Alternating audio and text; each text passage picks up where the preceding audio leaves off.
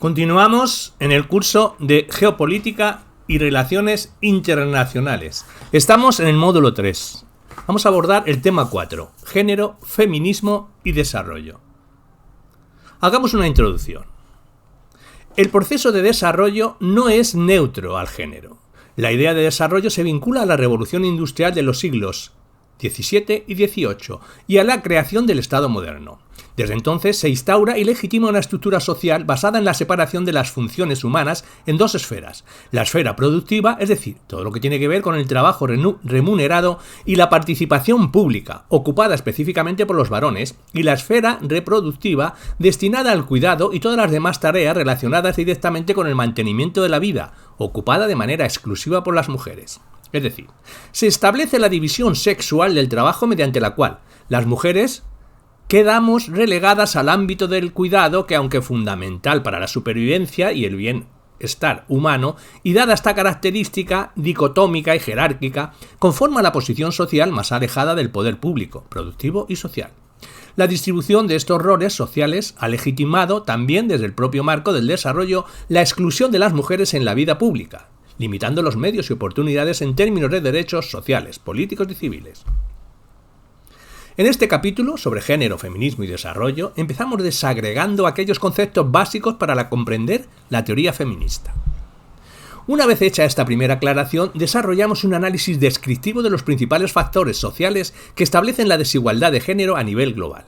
A continuación, hacemos una descripción de la evolución histórica del movimiento feminista desde su primera ola hasta el momento actual, repasando así la diversidad de enfoques, avances y perspectivas que desde el siglo XVIII hasta nuestros días han hecho del feminismo una de las luchas sociales más importantes de la historia política.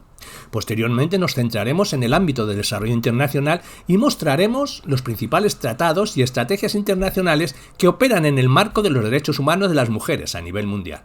Y por último, nos centraremos en la integración del enfoque de género desde la teoría y la práctica de las políticas de cooperación internacional para el desarrollo y su evolución desde la mitad del siglo pasado hasta nuestros días. Desigualdad de género y feminización de la pobreza. Conceptos claves. A continuación, describiremos algunos de los conceptos básicos en relación a la teoría de género imprescindibles para entender y aproximarnos a la teoría feminista. Sistema sexo-género. Sexo. Concepto que hace referencia a las diferencias biológicas entre machos y hembras de una misma especie, en el caso de la especie humana, hombres y mujeres. El género. El género es un concepto social, traducido a partir del vocablo inglés gender. Es un término que hace referencia a la organización social de las relaciones entre los sexos, la división de tareas, de comportamientos, de normas, de valores, de funciones sociales, de espacios, etc. Esta división no está determinada por la diferencia de rasgos biológicos, sino que es una construcción cultural que evoluciona en función de las diferentes situaciones culturales determinadas por el contexto histórico. Al ser una construcción, es mutable. Sexismo. Este es un sistema discriminatorio que implica la dominación de un sexo considerado superior sobre otro considerado inferior y que ofrece un trato y unos roles diferenciados de acuerdo al sexo biológico, dividiendo a la sociedad en dos realidades, los hombres y las mujeres, y afectando más negativamente a estas últimas. Estas relaciones desiguales no se expresan solamente entre las personas, sexismo interpersonal, sino que impregnan las instituciones y los ámbitos de socialización, como son las familias, la escuela, el trabajo, los medios de comunicación, etc. Sexismo institucional.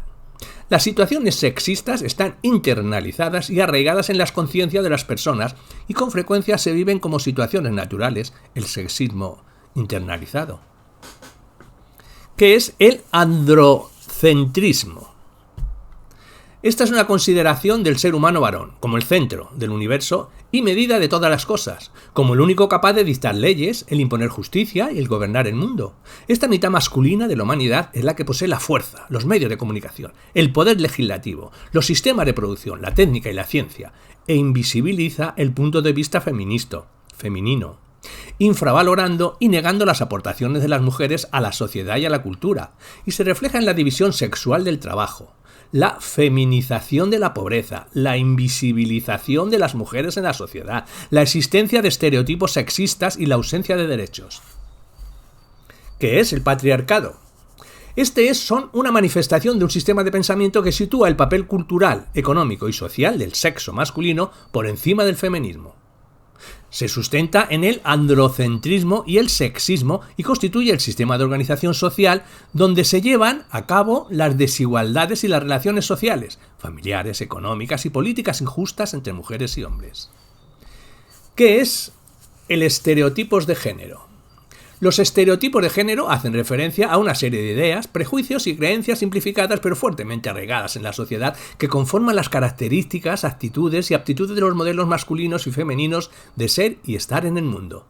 Son impuestos por el sistema de organización social y cultural, el patriarcado, y se aplican a todos los varones y las mujeres en función de su sexo biológico, de forma que se atribuyen características personales diferenciadas a hombres y a mujeres por pertenecer a grupos genéticamente diferentes. Los estereotipos de género son perjudiciales para las mujeres debido a que justifican y perpetúan la situación de inferioridad y de discriminación en la que se vive. ¿Qué sería la construcción de la categoría de género? Esta se produce a través de la socialización, el proceso por el que las personas continuamente en interacción con otras imitan, aprenden, interiorizan y comparten valores, actitudes, comportamientos propios de la sociedad en la que se desenvuelven. La categoría de género ocasiona en las personas unas expectativas sobre lo que significa ser hombre o mujer, en función del momento histórico, y en función de eso se socializa y educa a las personas. ¿Qué es la separación de la esfera pública y esfera privada? Desde la teoría feminista se denomina esfera o ámbito público a todo lo que es referente a la producción económica y la toma de decisiones políticas, diferenciándola así de la denominada esfera privada o reproductiva, es decir, todo lo que tiene que ver con el ámbito de lo doméstico y el trabajo de cuidados, es justamente aquí en el reparto de y valoración dicotómica y jerarquizada de las funciones desiguales donde radica la desigualdad entre hombres y mujeres, al no acceder en iguales condiciones a los ámbitos de poder y toma de decisión. Desigualdad de género. Para profundizar en la desigualdad de género y en los procesos sociales que la perpetúan, vamos a centrarnos en tres factores. 1. La esfera personal. Los roles jerárquicos asumidos mediante la socialización diferenciada. El patriarcado opera de forma muy eficiente, porque no solo lo hace desde el ámbito macro y político, sino que también opera desde el ámbito más privado de las relaciones personales. Se instala en la esfera más íntima de cada uno de nosotros y nosotras, y aquí justamente donde empieza a fraguarse la desigualdad que luego legitima el sistema social imperante. A partir de aquí podríamos apuntar dos elementos clave a este respecto, que como dos cara de una misma moneda interaccionan para reproducir y legitimar la dinámica patriarcal, la construcción estereotipada de género y su incidencia en las relaciones personales. Tanto las identidades como las relaciones se configuran a partir de un entramado simbólico de comportamientos sociales, actitudes y valores que humanamente construidos también humanamente pueden ser modificables. En términos generales, la socialización tradicional de los géneros marcan la contraposición de identidades en la medida en que a los niños se les socializa para la producción y el éxito en el ámbito público como principal condición masculina, promoviendo así un papel activo e independiente enfocado a lo externo, mientras a las niñas se las socializa justo al contrario, es decir, se las educa para lo reproductivo y encadenan su autoestima y éxito personal al ámbito privado de las relaciones sociales y familiares, fomentando así un rol codependiente orientado a lo íntimo, lo micro.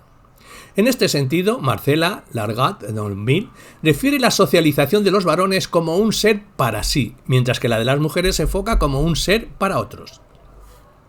Otro elemento fundamental y constructo del escenario de desigualdad en que vivimos lo conforma el diferente prestigio social atribuido a cada uno de los mundos antagónicos que han generado la socialización diferenciada de género, estando todo lo que entorna a la identidad masculina en una posición muy por encima en esta escala de valoración social.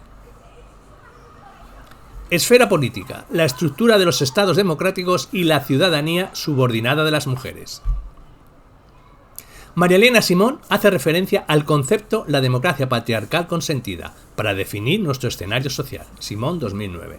Simón describe mediante este concepto a las democracias occidentales que presentan la igualdad de género como parte de su naturaleza política, pero desde un plano estrictamente formal, pues la igualdad de derechos, trato y oportunidades no llega a hacerse efectiva. En este sentido, la autora establece la diferencia entre la cesión de derechos sociales, civiles y políticos y la apropiación de estos. Mientras la cesión conforma la representación formal de derecho, la apropiación constituye el acceso positivo al mismo. La educación o la salud conforman ejemplos claros de apropiación de derechos sociales que por parte de las mujeres. Estos pertenecen a la esfera más asistencialista y por tanto paternalista del derecho democrático y continúan implementándose desde el androcentrismo y la representatividad casi exclusiva de lo masculino. No obstante, sería impensable que en nuestra sociedad se le imposibilitara a una mujer el acceso a tales servicios públicos solo por el hecho de serlo. Sin embargo, aquellos más relacionados con el poder y las libertades, como son los derechos civiles y políticos, aún no han sido apropiados para la mayoría de las mujeres, al menos al mismo nivel que lo son para los hombres. La dimensión civil de la ciudadanía, aquella que nos define como individuos autónomos en nuestras relaciones sociales, es la última a la que las mujeres hemos tenido acceso. Hasta bien entrado el siglo XX, las mujeres hemos carecido pues de las condiciones para el acceso a la ciudadanía civil, salvo que se nos permita hablar de una ciudadanía civil subordinada e indirecta, lo cual redundó también durante un tiempo en nuestra exclusión de la ciudadanía política. Las mujeres hemos accedido a la titularidad de derechos civiles en igualdad de condiciones con los varones solo en fechas recientes y con frecuencia aún de forma incompleta. Rodríguez, 2010. Desde el plano de los sistemas políticos globales, autoras como Silvia Federici apunta directamente al capitalismo como uno de los factores principales en la oposición de las mujeres, siendo el patriarcado parte inherente del mismo. En su obra Calibán y la bruja, Mujeres, cuerpo y acumulación originaria, Federici analiza cómo la sociedad capitalista crecientemente monetaria ha desvalorado todo lo que está fuera de la producción para la economía de mercado, el ámbito reproductivo y de cuidados que empieza a concebirse como un trabajo propio de las mujeres, no remunerado e invisibilizado. Hablamos de una fuerza de trabajo que, aunque fundamental para la propia supervivencia humana, queda al margen de la economía y se reviste de una total gratuidad al percibirse socialmente, no como fuerza de trabajo en sí, sino como una naturaleza propia de las mujeres. Esto ha derivado a que actualmente las mujeres sigan mayormente excluidas, aunque desde un plano más sociocultural, hoy en día de muchos puestos de trabajo. Los salarios siguen siendo más precarios y además la movilidad femenina ha sido y sigue siendo más complicada, dado el peligro de la violencia machista y los factores como el embarazo y la crianza. Esfera cultural. El androcentrismo simbólico y la masculinización de los saberes. Otro factor importante en la desigualdad de género es nuestro sistema cultural. Este está impregnado de un androcentrismo simbólico mediante el cual el hombre continúa siendo la representación y modelo de todo lo humano, visionándonos a las mujeres como un grupo reducido y homogéneo que representa la otra edad, lo secundario. El hombre es un ser particular que se ve como ser universal, homo, que tiene el monopolio de hecho y de derecho del humano, es decir, lo universal, y que se halla socialmente facultado para sentirse portador de la forma completa de la condición humana. El hombre de honor es, por definición, un hombre. Bourdieu, en el 2000. Este contexto simbólico de desvalorización de lo femenino ante lo masculino continúa impidiendo la equidad real entre hombres y mujeres, limitándola a lo que María Elena Simón ha denominado como el espejismo de la igualdad. Este término hace referencia a la falsa creencia de igualdad establecida en nuestras sociedades, lo que a su vez atribuye erróneamente las desventajas que aún sufren las mujeres a circunstancias o decisiones personales ajenas a la realidad de género. Esta creencia limita en gran medida la toma de conciencia crítica y a partir de aquí restringe las vindicaciones feministas, a la vez que potencia la tolerancia social hacia las situaciones de discriminación sexista. María José Fariñas Dulce hace referencia a la ficción según la cual hacemos como si hombres y mujeres fuesen iguales en poder e independencia. Fariña vuelve a plantear un escenario cotidiano en el que los roles de género tradicionales continúan atribuyendo la responsabilidad familiar y doméstica a las mujeres, relegándolas al ámbito privado y reproductivo y alimentando así la desigualdad de género en los ámbitos públicos de poder. Por ejemplo, el sistema educativo, como uno de los grandes sistemas de producción de cultura y gestión del conocimiento y por tanto legitimador del sistema social, continúa manteniendo un fuerte sesgo andocentrista. En los currículos educativos, el hombre continúa siendo el referente de toda la humanidad, una tipología de hombre concreta que responde al modelo de masculinidad patriarcal y hegemónica, dando lugar, por tanto, a la negación sistemática de las mujeres y sus aportaciones en la construcción del conocimiento. Esa falta de reconocimiento cultural lastra el posterior desarrollo social de las mujeres, a las que se la deja desprovista de genealogía socialmente visible. Van Calgel, 2014. Este escenario incide de forma clave en la desigualdad de género y en la falta de representatividad de las mujeres como sujeto político capaz de transformar su realidad, manteniendo los roles y las relaciones de poder desiguales. Feminización de la pobreza. Cuando hablamos de feminización de la pobreza, nos referimos a los fenómenos sociales que inciden en la subordinación de las mujeres dentro del sistema sociopolítico global. Hablamos de aquellos procesos socioculturales que a nivel global incurren directamente en la situación de precariedad y vulnerabilidad que sufre de forma específica la población femenina del mundo. Por tanto, no podemos confundir la feminización de la pobreza con la pobreza femenina, pues son conceptos diferentes. Mientras la pobreza femenina tiene que ver con las consecuencias, la feminización de la pobreza pone el acento en las causas. Este término surge en Estados Unidos a finales de los 70 y configura una categoría de análisis. A partir de aquí, la pobreza es cuestionada e investigada desde el punto de vista de género. Mediante la construcción de indicadores y métodos de investigación concretos se identifican las diversas situaciones de discriminación que sufren las mujeres en todas las esferas de la vida: política, económica, social, legal y religiosa.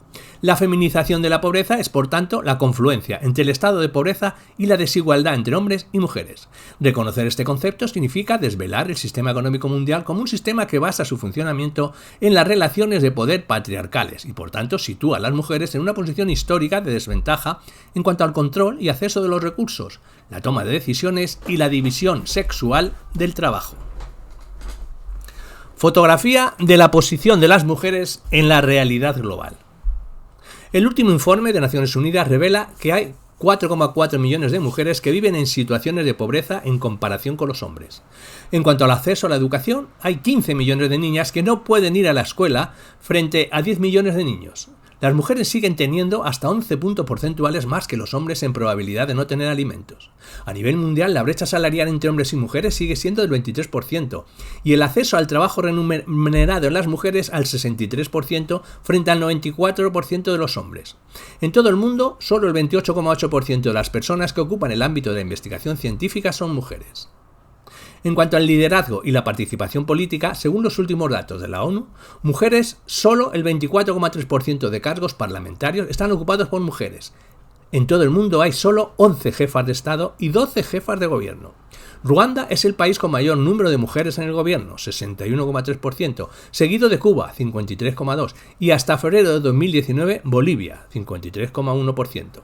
Marisa Cohen, en su artículo publicado en el Diario Público en octubre del 2017, afirma, en relación con los datos de Naciones Unidas, que las mujeres poseen menos de un 20% de la tierra cultivable, a pesar de que más de 400 millones de agricultoras producen la mayoría de los alimentos que se consumen en el mundo.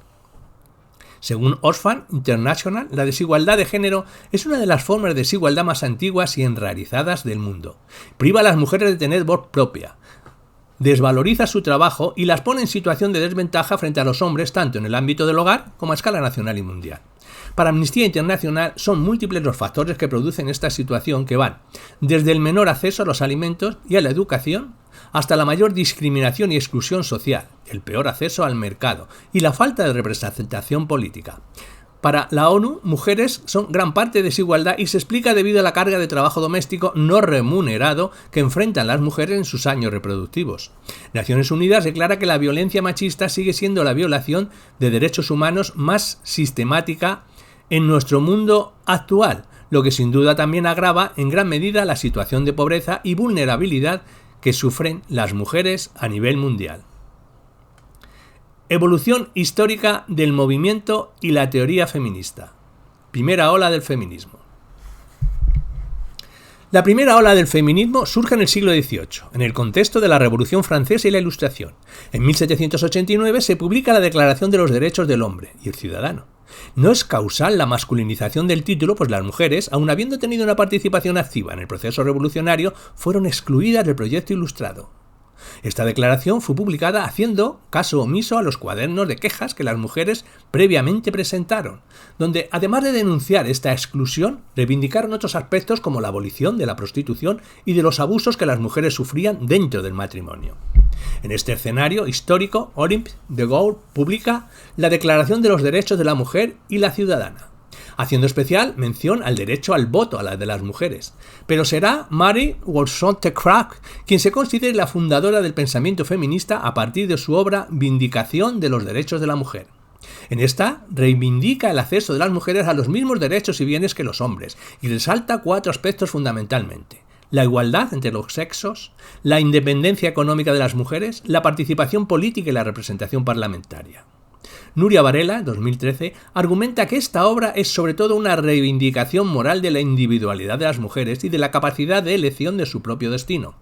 El pensamiento feminista de esta ola hizo énfasis en la falsa superioridad del varón como designio divino o como parte de la naturaleza, planteando así la desigualdad de género como una construcción social.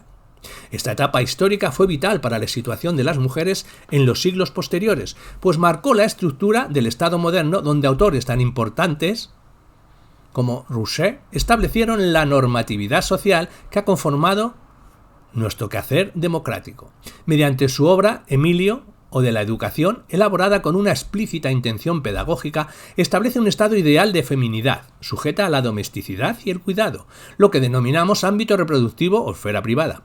Esta esfera y sus funciones, aunque necesaria para el mantenimiento de la vida, siguen estando fuertemente separadas y subordinadas a la denominada esfera pública o ámbito productivo, que hasta de día de hoy sigue configurándose como principal ámbito de poder.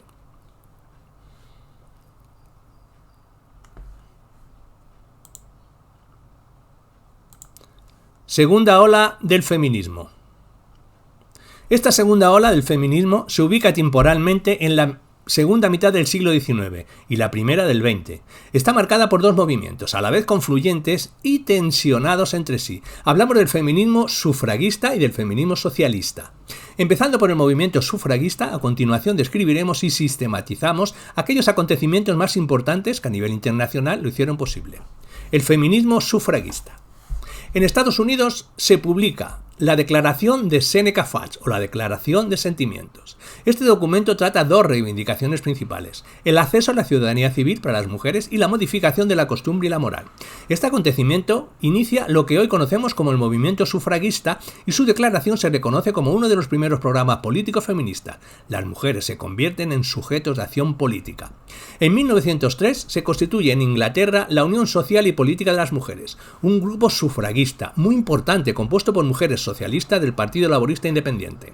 Estas llevaron a cabo fuertes actos de incidencia política, siendo el más importante la concentración de 1911 frente al Parlamento.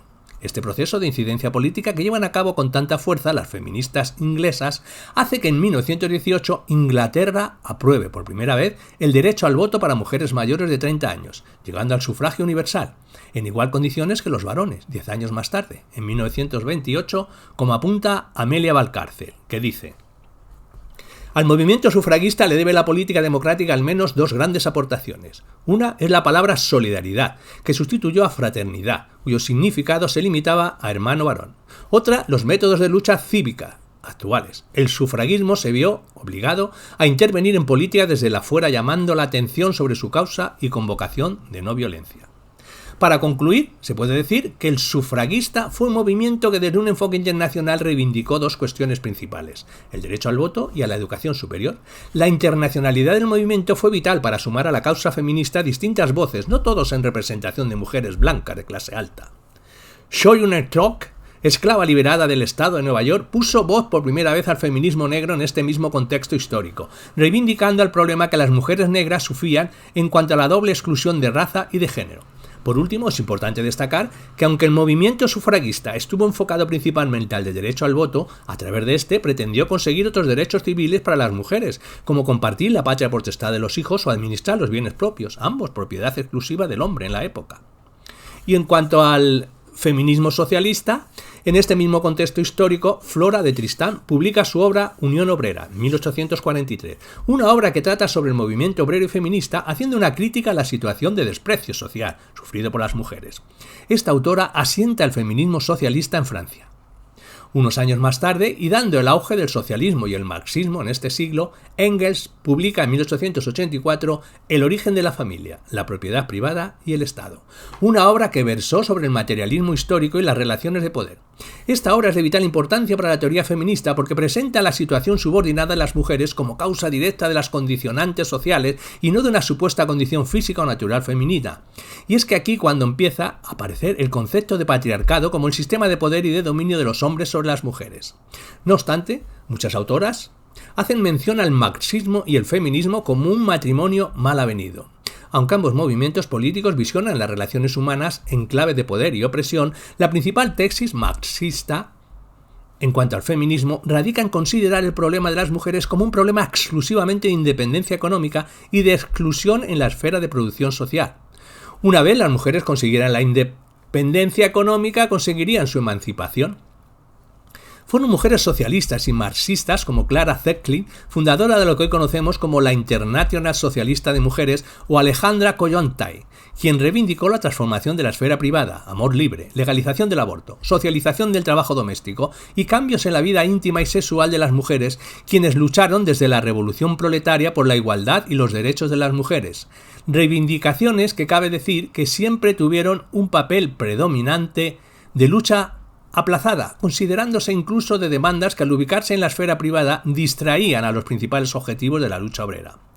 Aunque estas reclamaciones de transformación de la esfera privada asentaron lo que luego sería la tercera ola del feminismo, fue Emma Goldman quien desde el movimiento anarquista dio un paso más allá en este sentido y apuntó a la libertad de las mujeres y la igualdad de las relaciones personales como el aspecto más importante para la emancipación femenina. Las mujeres anarquistas de este periodo histórico fueron quienes reivindicaron demandas más avanzadas y alineadas a lo que luego conformaría la tercera ola del feminismo. No obstante, en su momento histórico, y como apunta Varela en 2013, que dice: siempre estuvieron en tierra de nadie.